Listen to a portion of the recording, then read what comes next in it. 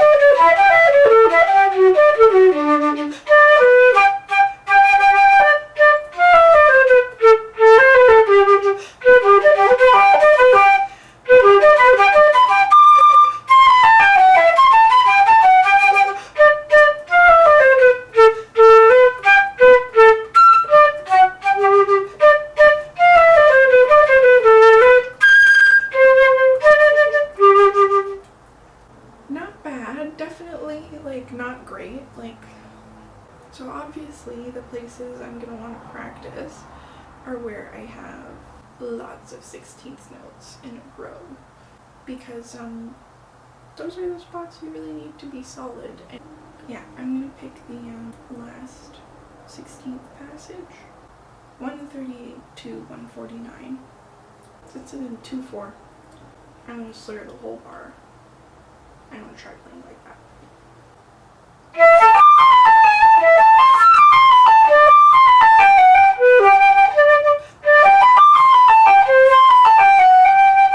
I'm gonna go bar by bar and have a space in between them.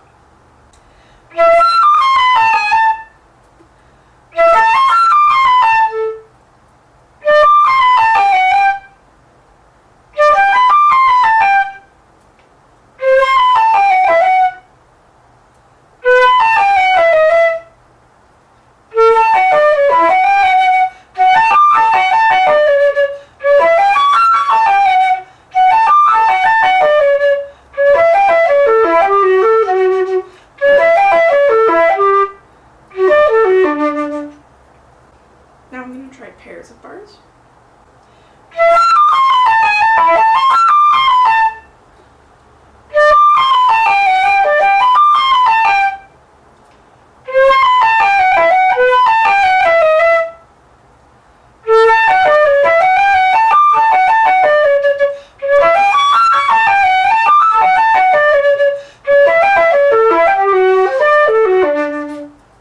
Those last two pairs were difficult, so I'm going to try them again.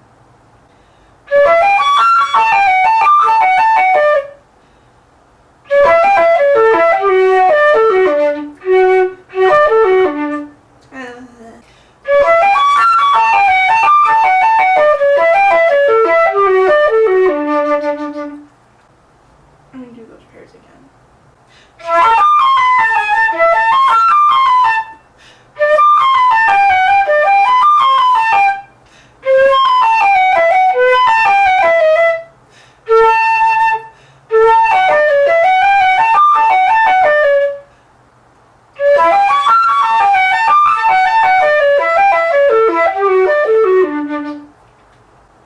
I'm going to do the whole passage again.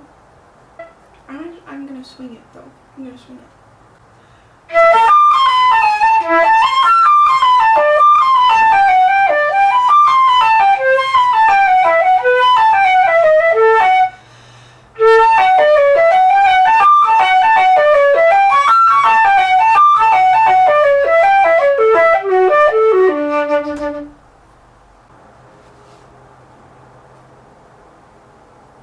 Play this passage again, intentionally breathing in those spots that I marked.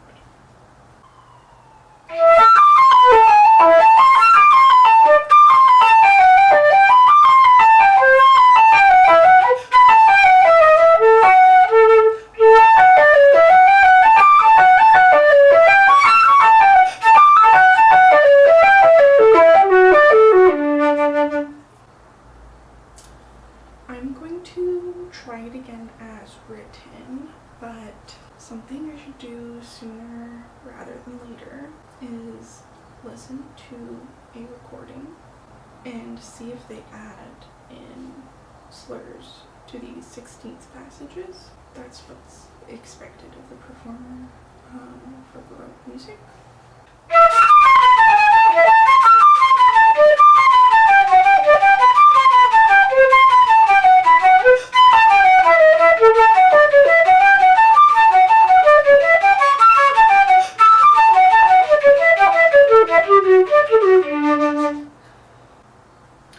Yeah, I want to do it again because I'm not really breathing in those spots that I mark. I have a lot of trouble with that.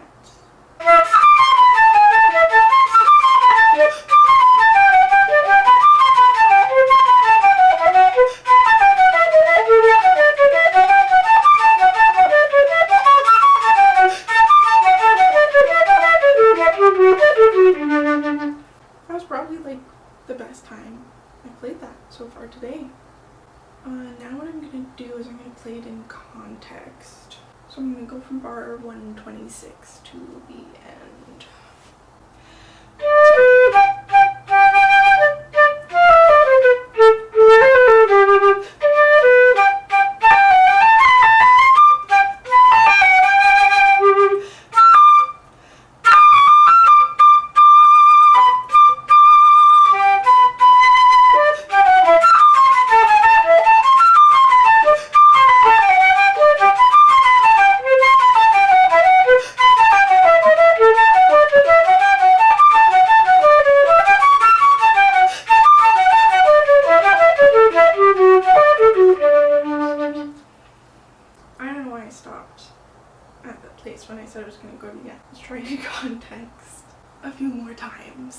You can do it as many times as you want. And you'll never know how many times I did it, because I can edit it out.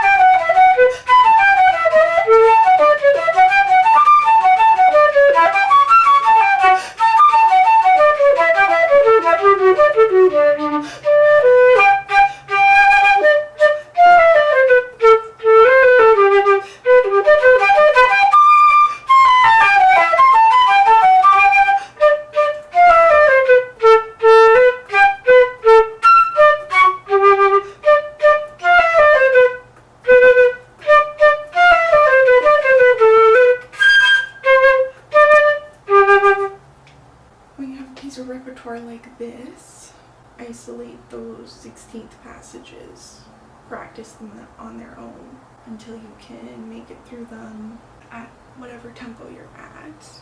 Eventually you will be working towards making sure when you isolate those sections that you can play them at your performance tempo. But right now I'm just trying to make sure I can play everything on these 2 pages at like that base speed. I'm not really preparing this for a performance, I'm preparing it for fun. I don't have any performances scheduled anymore. Another thing I did specifically for this piece was I went through and marked the form, and rondos are a specific form, so I put the letters on the page so that I can have my piece broken up into its sections. So if I'm having a really difficult time with a certain section, then I can isolate that section and practice it as well, the same way that we did with that 16th passage. You know, repeating stuff, what you want to do with repeating material, and I don't know. It just helps me get through the piece. I'm a theory nerd, so that's why I do it. Something else I want to practice is bar 96. I was having a lot of trouble with the trill on that first note. In my initial run through, I stopped there a few times and noticed, like, thank goodness for the metronome, because I noticed that I'm playing the first 2 notes of that bar at half the speed I'm supposed to play them at. Practice the trill, because practicing trills is important. I hate practicing trills, so I don't practice them because I don't like to practice them. That doesn't make them any better. Practice your trills, friends.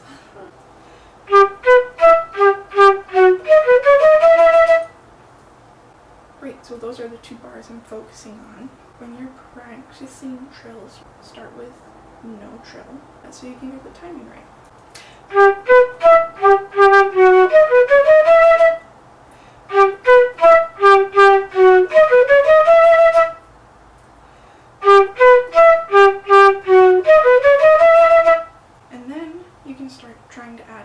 So I'm going to practice it on a loop continuously, just like how I just was.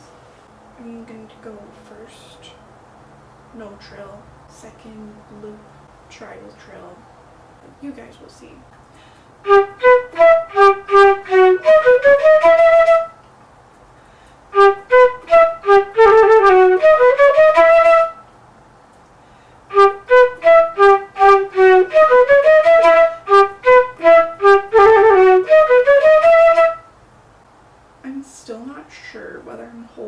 Those 2 notes for too long, so I'm going to put the subdivision on my metronome for the ultimate precision. So now it's beating every 8th note instead of every quarter note.